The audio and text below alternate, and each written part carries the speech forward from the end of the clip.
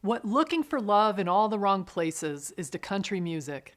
What the Star-Spangled Banner is to patriotic anthems. Oh, Holy Night is to Christmas. I mean, when it comes to Christmas music, could anything be more classic than Oh, Holy Night?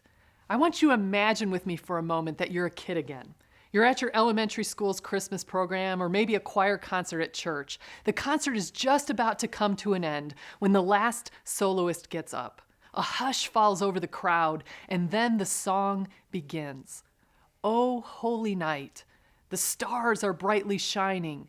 It is the night of our dear Savior's birth. Long lay the world in sin and error pining, till he appeared and the soul felt its worth. A thrill of hope, the weary world rejoices, for yonder breaks a new and glorious morn. I mean, we all know what happens at this moment, right? I mean, if you're sitting in the audience, this is the moment that your body tenses up and you clench your teeth just a little bit because everything hangs in the balance. Now is the moment when you will discover whether or not the soloist can hit the pitch of the next few lines. Am I right? I mean, we've all had to sit through too many painful renditions of Oh Holy Night. The next few moments will make or break Christmas. But relief washes over you as the words are beautifully belted out. Fall on your knees. Oh, hear the angels' voices. Oh, night divine.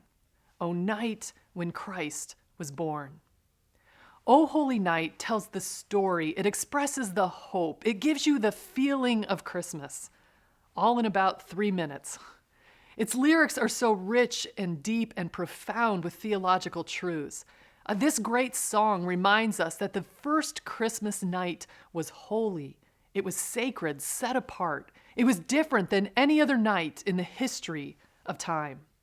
So with guidance from this great Christmas carol and grounded in scriptural truth, we're going to explore some theological and life-changing truths in a Christmas series we're calling The Thrill of Hope. Now on Christmas Eve, we're going to look at my favorite line in the carol, till he appeared. I mean, this holy night was the night when God broke through time and space and made a personal appearance on earth as a baby. The incarnation, it changed everything. Another week, we'll talk about a new and glorious morn. And that line declares that every one of us can start over, that forgiveness, redemption, salvation are now accessible and available to all of us. Now, next week, we'll look at the most tender line. The soul felt its worth. If you've ever thought you didn't matter or were told your life would not count, here was evidence to the contrary. God showed up for you, for me. And because of that, our souls can feel their worth. Then one week we're going to spend on the great crescendo of the song, the most powerful line of response, fall on your knees. It's the line that reminds us that God is God and we are not. We are worshipers of the God who came on that holy night. But today, I want to start with a line that many of us can relate to this Christmas. Anyone feel like you're living in a weary world? I mean, there's much about our world that is wearying. But today we're going to be reminded that because of that holy night, the weary world rejoices. Now, weary is a great word to describe the first century world into which Jesus was born. I mean, people were weary of war and the oppression and terrorism birthed out of it. The recent attacks in Paris heightened our awareness of terrorism, but terrorism didn't just start in this century. In the middle of the Roman world, a group of terrorists known as the Sicarii roamed the streets. Their name means little sword, and these radicals would carry small daggers hidden in their cloaks, and in the crowded streets, when they found a Roman or a Roman sympathizer, they would stab and kill the person before just disappearing into the masses. People were weary from economic chaos. Trading, which had been strong, was now diminishing. Investments, which once made a profit, stood still. Interest rates soared while property values fell.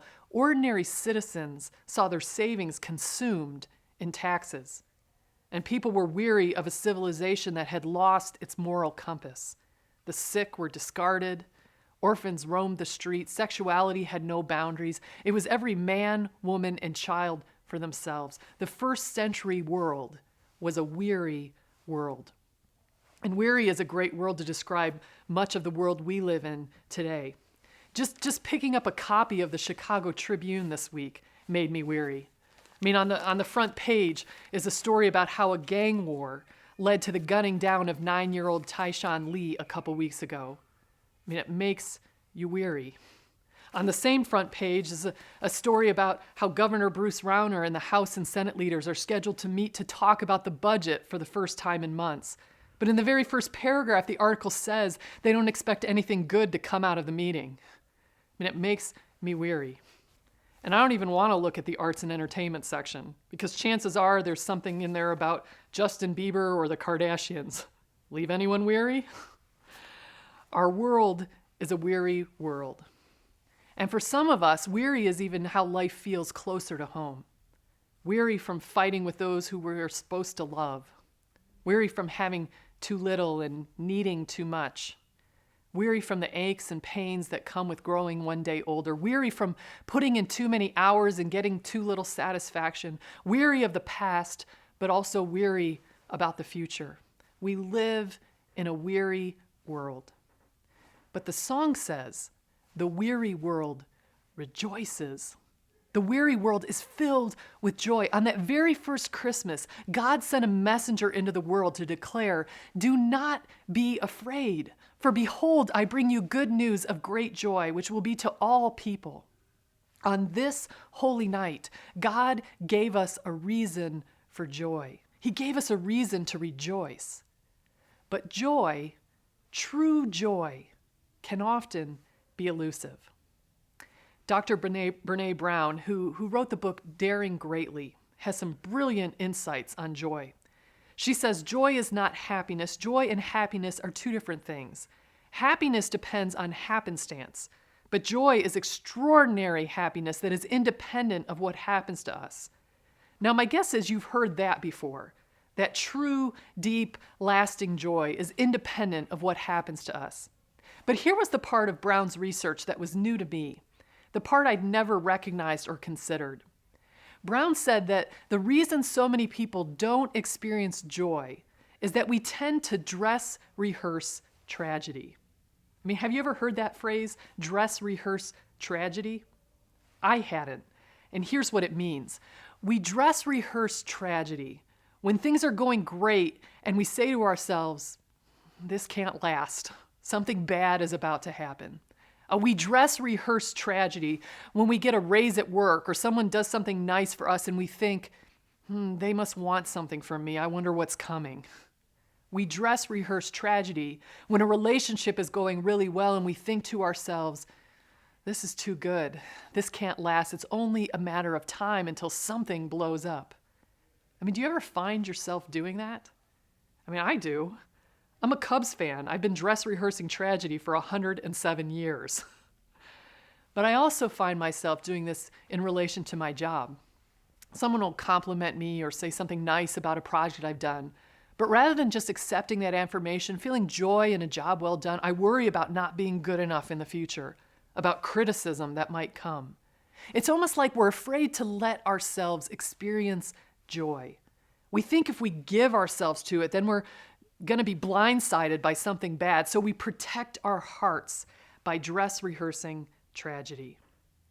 Maybe one of the reasons so many of us love the Christmas season is that for just a few short weeks, nostalgia acts as a substitute for the joy we long to experience. I mean, joy is elusive, but we can all muster up a cheerful, Merry Christmas. And we know we won't find lasting joy in Christmas parties and brightly wrapped presents and reruns of It's a Wonderful Life. But the nostalgic, warm, fuzzy feelings that this season can bring feel like a temporary substitute for the joy we long to experience. But Christmas means so much more than nostalgia. I mean, Christmas means we have a reason for joy, real, deep, lasting joy. Maybe that's why God's messenger said on that first Christmas, do not be afraid. I mean, could it be that what the messenger was saying was, don't dress rehearse tragedy. Stop being scared of what could happen. I'm bringing you a reason to have joy both now and for all eternity. And what is that reason for joy? Well, one of Jesus' closest friends, the Apostle John, had something to say about that. The first few verses of a letter he wrote, known as 1 John, is one of the most profound Christmas passages in the Bible. Now, as we look at it this morning, you might think, Christmas passage?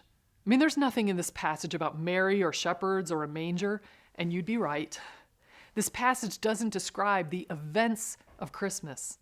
But what this passage does tell us is what the events of Christmas mean.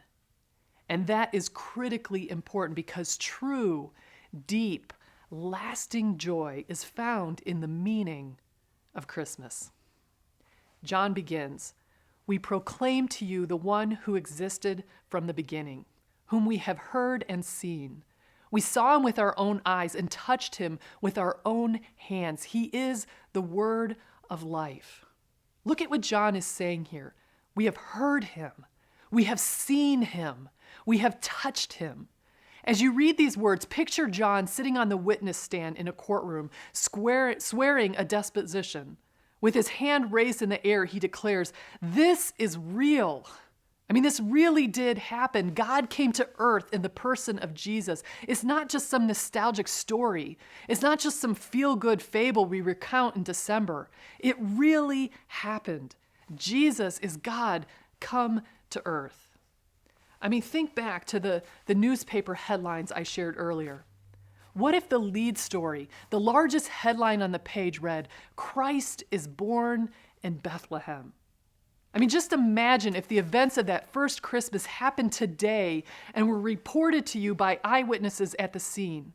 I mean, if that were today's lead story, would it change the way you looked at every other weary story in this paper? Here's the thing. It is the lead story. It really did happen. John reminds us this is not just a nice story. This is not just something we tell to bring holiday cheer. This is real. I mean, this is true. Jesus has come. And he continues, "This one who is life itself was revealed to us, and we have seen him. And now we testify and proclaim to you that he is the one who is eternal life. He was with the Father, and then he was revealed to us." The one who is life itself, the one who is eternal life. I mean, notice, John doesn't say that Jesus has life or he gives life. It says he is life, eternal life. And what does that mean?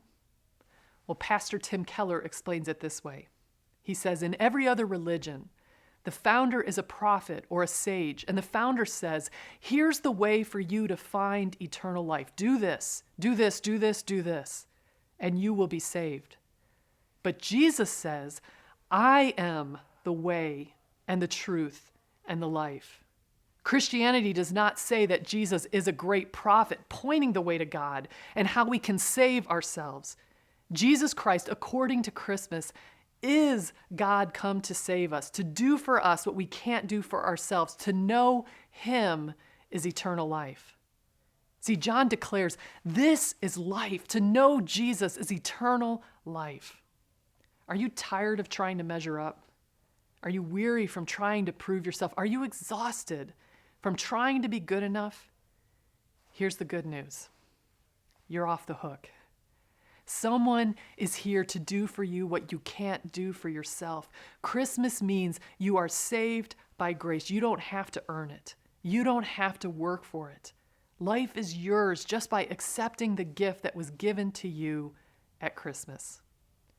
And not only does Jesus save us, John continues, we proclaim to you what we ourselves have actually seen and heard, so that you might have fellowship with us. And our fellowship is with the Father and with his Son, Jesus Christ. See, Jesus came that very first Christmas to be in fellowship with us, to be in relationship with us. God isn't content to be a concept to be believed or a powerful force to worship. He wants us to know him. God became human to be close to us, to be someone we could relate to, so that we could experience intimacy with him. Christmas declares this is love. Have any of you heard of Dorothy L. Sayers? She was a renowned English writer, best known for her mystery novels and short stories.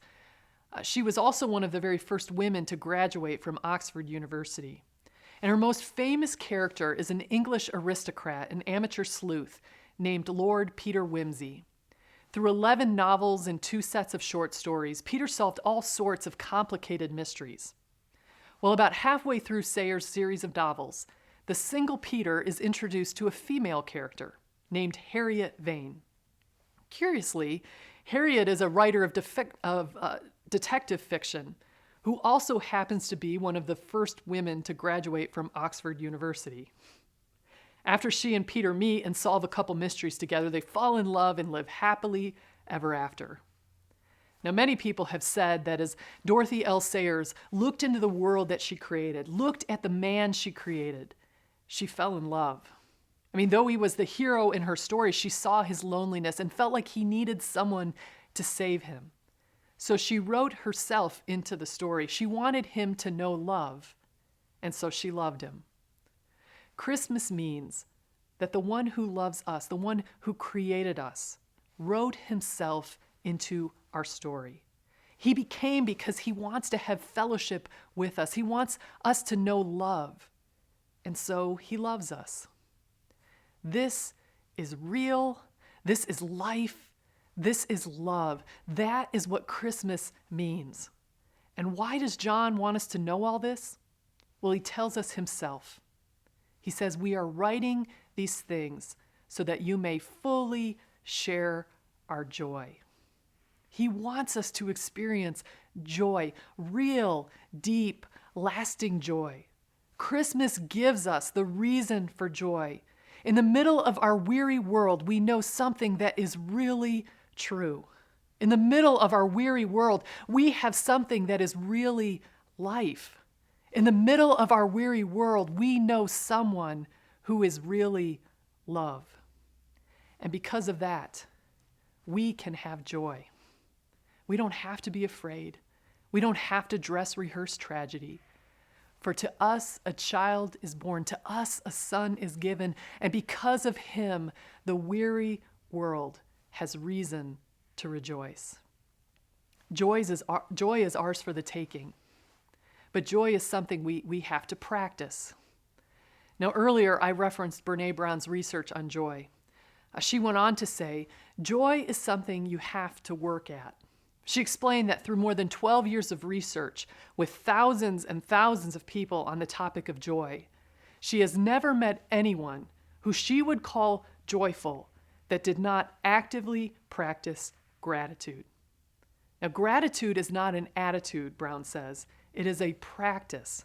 It is something you work at and cultivate every day. Joyful people practice gratitude by actively appreciating the good things in their lives. This Christmas, let's not just settle for nostalgia. We don't have to settle for that because we have a real reason to be joyful. Our challenge to one another this Christmas season is to cultivate joy by actively practicing gratitude.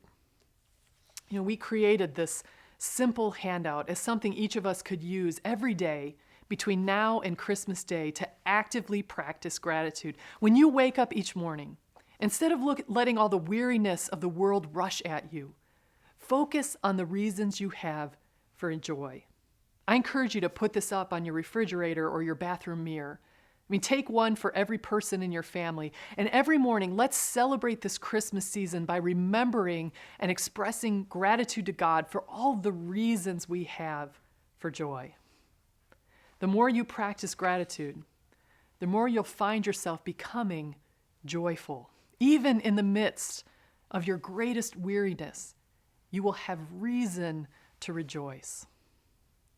O holy night, the stars are brightly shining. It is the night of our dear Savior's birth. Long lay the world in sin and error pining, till he appeared and the soul felt its worth. A thrill of hope, the weary world rejoices. This weary world, has a reason to rejoice. You and I have a reason to rejoice. We know something that is true. We have something that is life. We know someone who is love. That is what Christmas means. That is why Jesus came. May we know his joy this Christmas.